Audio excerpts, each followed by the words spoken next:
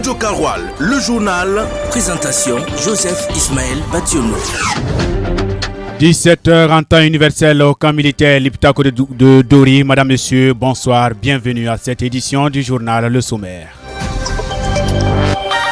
Après 2 mois de formation au camp militaire Liptako de Dori, le contingent classe 2024 a effectué sa sortie de promotion ce lundi matin. Des détails à retrouver au tout début de cette édition. Et puis l'association Monde Rural, en abrégé AMR, partenaire facilitateur du projet communautaire de relèvement et de stabilisation pour le Sahel, en abrégé PCRSS, se tient du 20 au 24 décembre 2024 une formation en culture hors sol au profit des personnes déplacées internes ainsi que de la population haute. Et puis en sport, en tout fin d'édition, madame, monsieur, il sera question du CHAN où les étalons à prime ont été battus par la Côte d'Ivoire à domicile sur le score de 2 buts à 0. Madame, monsieur, bonsoir, bienvenue.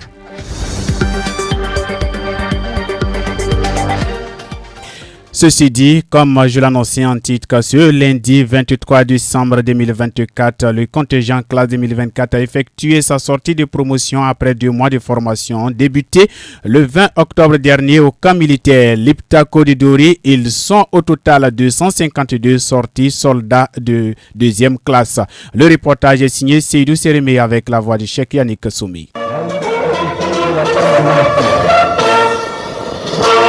Sous le drapeau, au carré militaire au camp Liptako, 252 recrues issus des volontaires pour la défense de la patrie VDP nationaux et communaux se sont présentés. Elles forment le contingent de la classe 2024. Durant 2 mois, ces soldats ont reçu une formation articulée en 3 domaines selon le commandant Thomas Daquet Ilboudo, commandant du centre d'instruction régional de la 4e région militaire. La formation à l'environnement militaire, où il était question de dévêtir les VDP de leur haut repos et leur inculquer des rudiments militaires. Ensuite, la formation physique, militaire et sportive, où il était question en tout cas de les rendre endurants, de sorte à ce qu'ils soient rustiques sur le terrain. Et enfin, la formation à la mission opérationnelle, où il a été en tout cas question de les former, de leur inculquer les savoir-faire techniques et tactiques. 166 VDP issus des 4 provinces du Sahel et 86 VDP nationaux ont constitué cette promotion classe 2024 du centre d'instruction régional de la 4e région militaire. Josué Congo est le délégué de la promotion. Il prend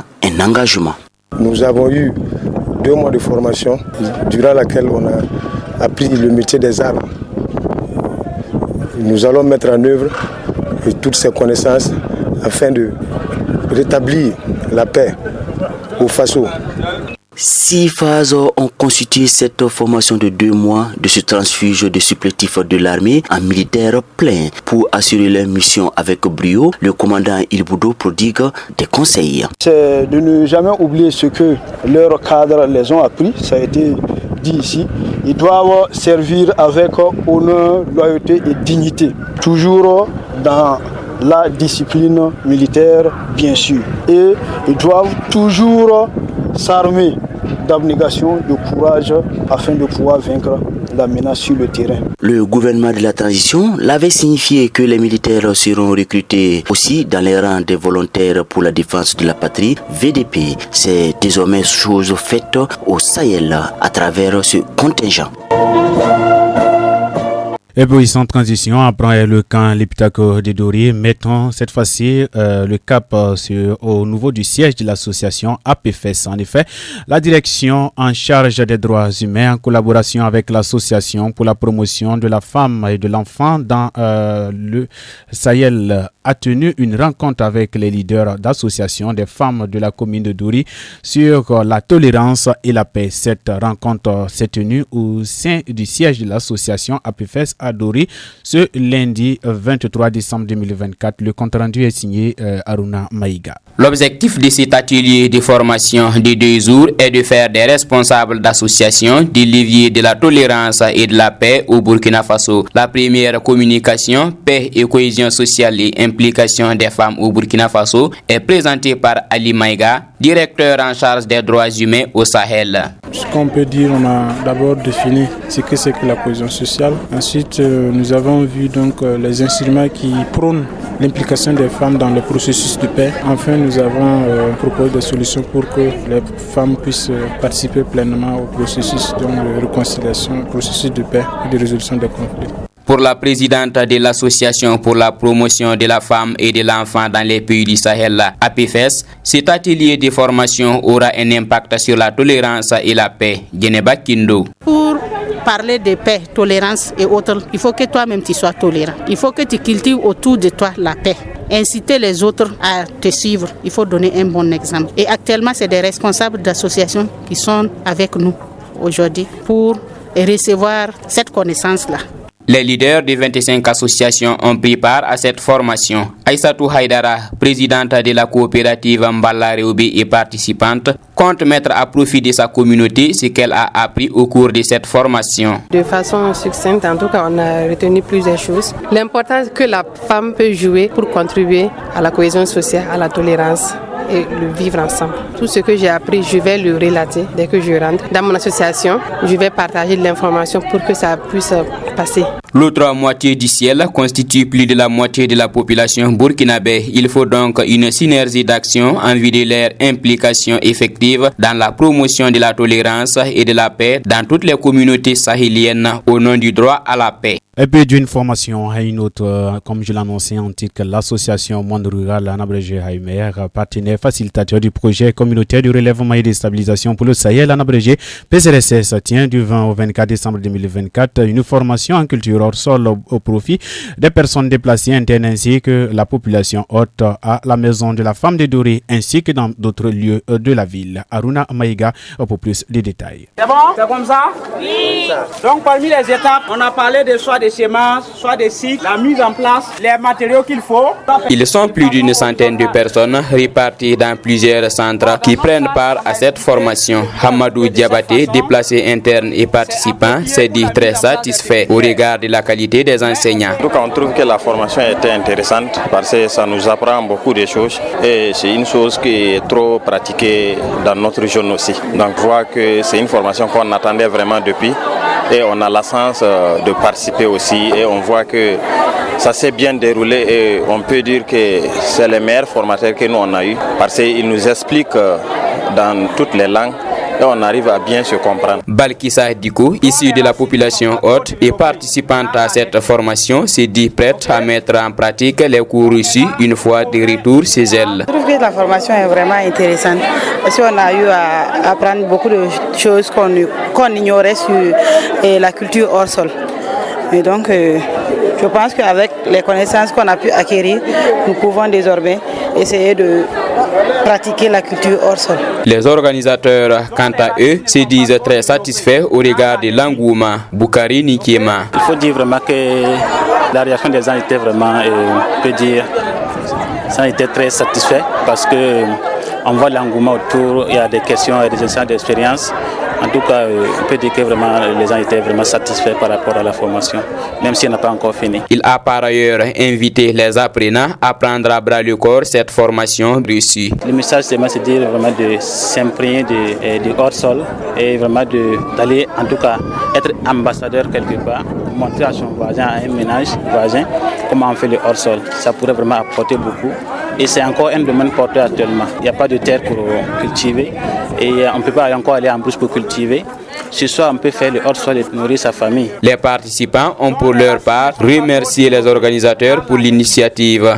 Hamadou Diabaté. Ce qu'on peut dire à l'AMR, on les remercie beaucoup. On les félicite beaucoup d'avoir pensé à nous pour nous soutenir sur cette lancée. Et on aimerait que chaque année, on puisse faire ces genres de trucs 2 ou 3 fois par an pour au moins aider certains aussi. On va partager nos connaissances, mais si eux aussi ils avaient une formation pareille, ça allait aider. Au regard de la situation actuelle du Burkina Faso, la culture hors sol se positionne comme une alternative.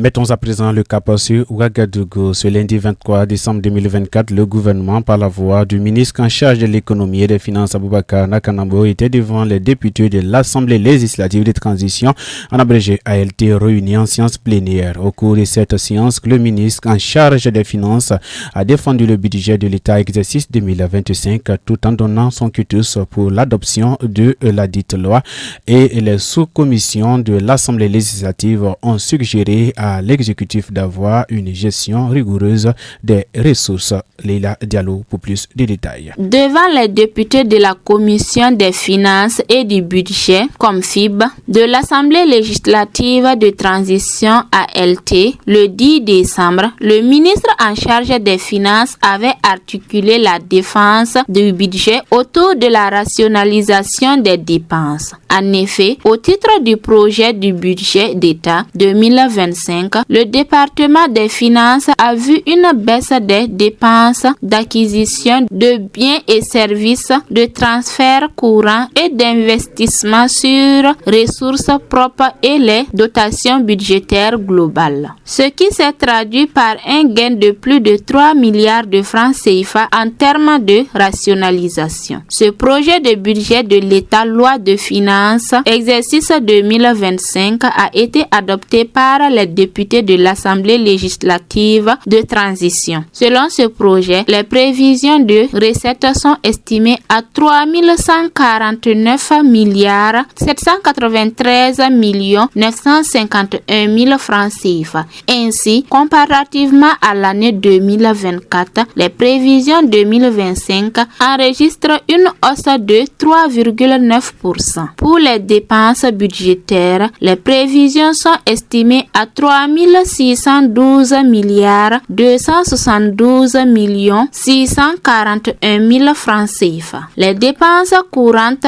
représentent 66,51% des dépenses totales. Selon les mots du ministre de l'économie et des finances, Dr Aboubakar Nakanabo, le projet de loi de finances pour l'exécution du budget de l'État exercice 2025 est une arme pour construire un Burkina fort, digne et prospère, car 27% des ressources sont allouées à la défense et à la sécurité, 40% des ressources au secteur de l'éducation et de la santé pour le renforcement du capital humain. Avec ces ressources, le gouvernement entend également à accélérer le développement économique et social du pays. Foot, basket, handball, judo, cyclisme, le sport. Dernier élément pour refermer cette édition, la page de sport, la marche aller du deuxième tour des éliminatoires du CHAN 2024 prévu au Kenya, en Ouganda et en Tanzanie s'est poursuivi hier dimanche avec plusieurs rencontres à domicile.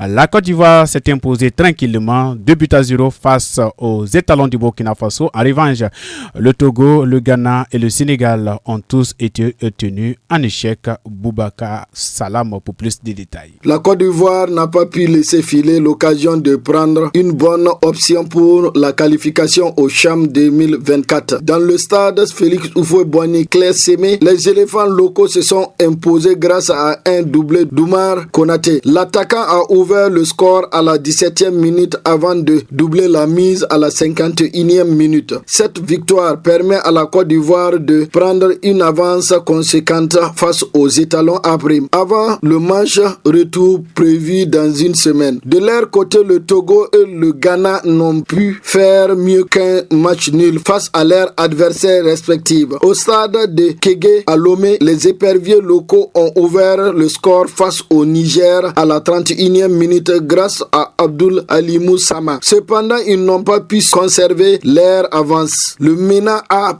rétablit la partie à la 65e minute. Tout reste à jouer dans cette confrontation, tout comme dans le coach entre le Ghana et le Nigeria où le suspense demeure entier. À Accra, les Black Gladiers n'ont pas réussi à trouver la faille face au Super Eagles. Au terme de cette manche allée du deuxième tour, le Nigeria et le Ghana se sont séparés sur un score nul et vierge, 0-0. Le Sénégal, quant à lui, a concédé un match nul face au Libéria. Après avoir mené au score à la 78e minute, les Lions Lions de la Teranga ont été rejoints à la 84e minute grâce à une réalisation de Abdoulaye Biliti. Pendant ce temps, la Mauritanie a pris une option intéressante en s'imposant face au Mali sur le plus petit des scores, 1-0. Les étalons A' joueront leur match retour ce 28 décembre 2024 au stade 26 mars de Bamako. Radio Karoual, le journal. Présentation Joseph Ismaël Bationo.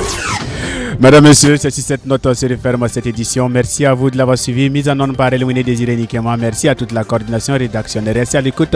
L'information revient dans une poignée de secondes avec Ismaël Confré en langue foufoulde. D'ici là, portez-vous bien.